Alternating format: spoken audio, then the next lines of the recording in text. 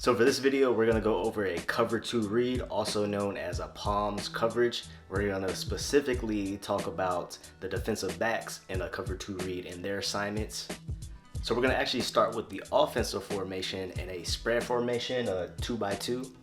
In my opinion, this is the easiest way to learn a cover two read, especially when you're first just starting off. It's just easier to read the receiver because typically they're in the normal splits, and you can practice defending a whole lot of different route combinations. So it's just a good starting point to lay the foundations of a cover two read. So now we'll get to the DBs. First, we're gonna start with our alignment with the corners. Starting off, I would like you to play off 8 to 10 yards and then outside shade of the receiver. The reason why we want to play outside shade is so you can be able to have eyes on both receivers in whatever technique that you're running. And then for your safeties, I would have you split the receivers and be about 12 to 15 yards off of the line of scrimmage. Now again, this is just the basics and we're just starting off, so this is what I would recommend when you're first starting off. So now we're gonna move into our assignment. So as a defensive player, when you are identifying receivers, we count them from the outside in on each half of the field. So we're just gonna change this guy. He will be the number 1 receiver. And then this guy is going to be the number 2 receiver. And then same thing on the other side of the field. This will be 1, 2.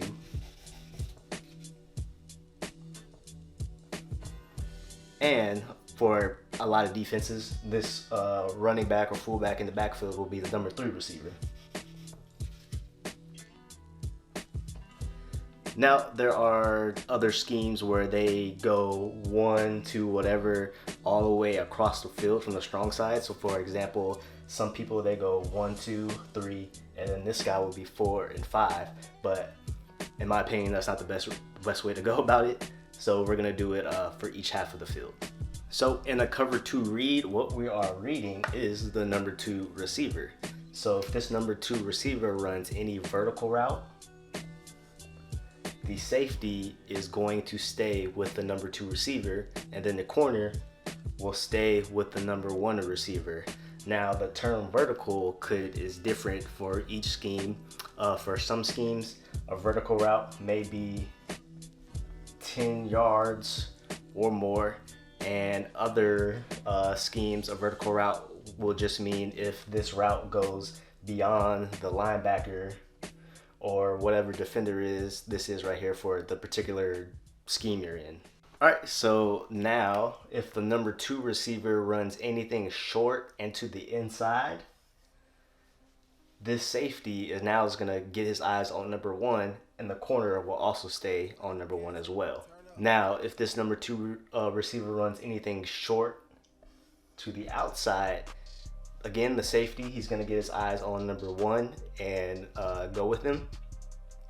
But now the corner is gonna pick up the number 2 receiver. So that really is the basics of a cover 2 read. So let's go over a few different route combinations and see who would pick up who on what. Now just the basics with nothing to do with the situation, just the basics of what we just learned from a cover 2 read. So for this particular combination, we have a little arrow route, out route, whatever you want to call it, then a little slant or post. For this particular route combination, this corner would pick up the number 2 receiver and the safety would pick up the number 1 receiver. Now let's go to this other side. Let's say they both run some sort of slants or whatever. So this number 2 receiver, the safety will stay on number 2, and then the corner will stay on number 1. So a couple more. So the number 2 receiver runs an out route. The corner, again, is gonna pick that up. The safety, he's gonna, again, get his eyes on number 1, and he's running a fade, so he's gonna run with him. So now this one is an interesting concept. So the number 2 receiver is running like a vertical route. So this safety, he's gonna stay on number 2. But number 1, he's running a really shallow, super shallow drag. Is the corner gonna stay with him? Yes, but it is okay that he is trailing because the route is so short and going so much to the inside where we have a lot of other things going on with there. In certain schemes or situations, maybe the corner doesn't run with number 1 and he helps out with number 2.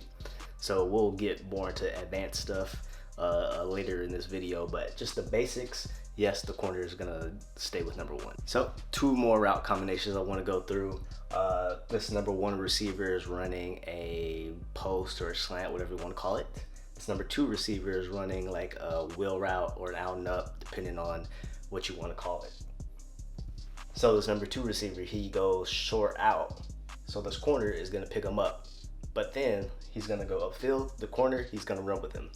And the safety, since this number 2 receiver already ran a short out route, his eyes are going to the number 1. He's gonna stay on him. So now last one, this 1 receiver runs like a whip route, zip route, whatever you want to call it. And then the number 2 receiver is gonna run a corner. So this corner route is a vertical route. So the safety is going to stay on number 2. So this corner, he is, again, like I said earlier, it depends on the scheme if he's going to run hard with them or whatever, but it is okay that he trails. He is going to stay on number 1, and it's just good that the route just comes right back to him. So those are just a few different route combinations.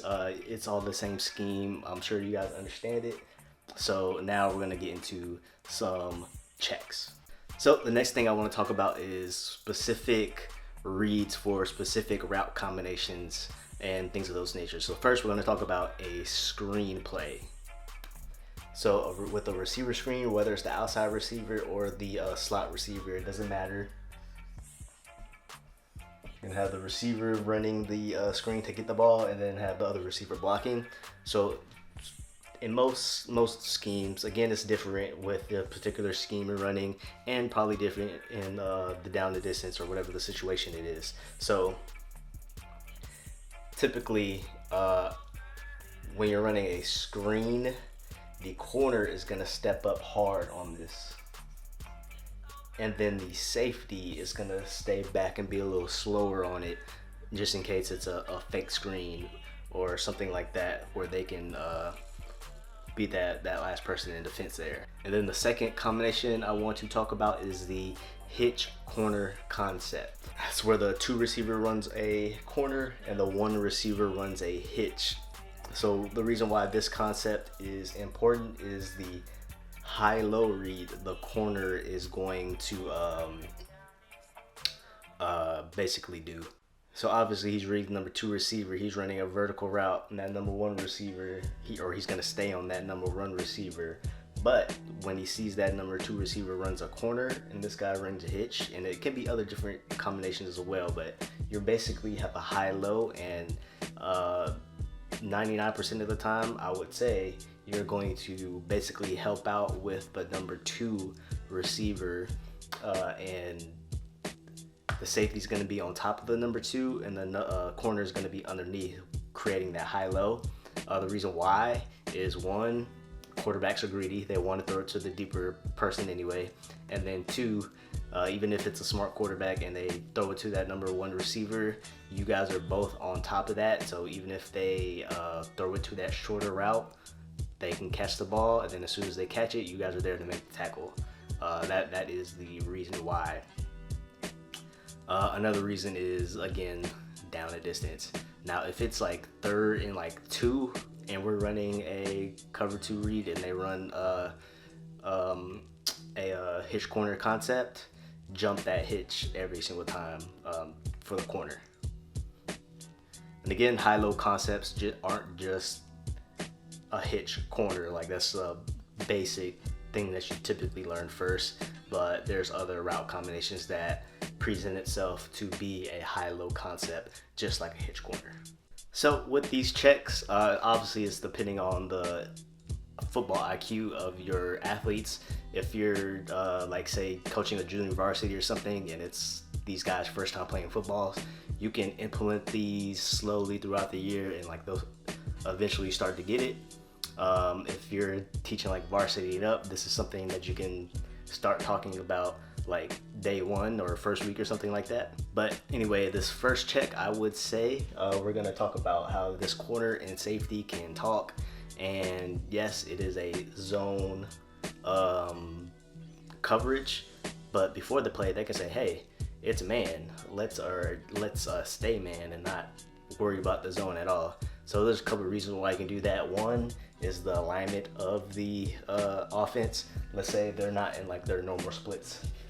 Say this guy, the number 2 receiver, is super tight, maybe like a tight end, and then this side is the wide side of the field and he's lined up like a regular receiver, and there's just so much distance in between here that it's just too much to cover if they run any type of route where you got a route combination where you gotta switch off. So you can talk with each other and say, hey, let's just stay man, make it easier. Another reason why you would say let's just stay man is just the overall situation of the play to begin with. That's down a distance, that's tendencies that the offense does on that particular down a distance, or the particular place of the field where they're at, who the personnel is out on the field. Like all that comes into consideration when you're making these checks, and that's why it's important to coach your team to be smarter on the field in order to make sound decisions, like in real time on the field. We can't be yelling at them from the sidelines, you know, every single play. You gotta let them play, you know what I'm saying? And as your athletes get better with this coverage or any other coverage, your technique or your alignment doesn't have to be the same as well. This corner does not have to play off. He can jam and play like a bail technique. He can line up inside shade. This safety doesn't have to split the receivers. Maybe he can be a little tighter inside. He could be up a little further or whatnot. The point is that they know what they're doing during the play. Yeah, so that's basically it of the Cover 2 read. It's a coverage ran in all levels of football, and it is pretty simple. And with like any coverage, your athlete should be smart enough to make the correct checks or reads, and then utilize that particular coverage to its maximal advantage. Now, if you like this video, please share it and subscribe to my channel. Follow all of my social media. The links are in the description below. And if you have any comments, please let me know. Thank you.